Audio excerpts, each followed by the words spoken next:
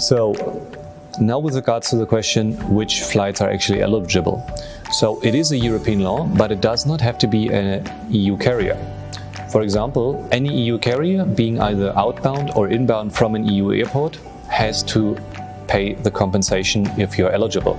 That means, for example, you're flying from New York to Paris or from Toronto to Berlin on an EU carrier, meaning a carrier operating out of the European Union, you're eligible.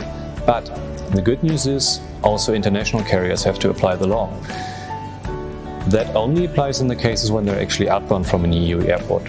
For example, a North American airline departing from Italy, from Rome to New York, or from London to Toronto or Vancouver, they also have to pay the compensation. Same thing applies if a non-EU carrier. Same thing applies if an international carrier is flying from, say, Warsaw to India or from Berlin to Australia. So all of these flights are eligible, EU carriers in and outbound, international carriers outbound from an EU airport.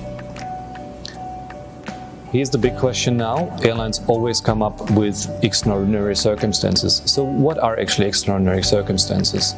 These circumstances are considered to be outside of the control of an airline. So what is outside of the airline's control? For example, strike, political unrest, a volcano eruption, all the likes. Now, airlines, nearly as a reflex, as soon as you claim money, come up with that argument. But it is actually only applicable in very, very few cases. For example, mechanical failures do generally not constitute extraordinary circumstances.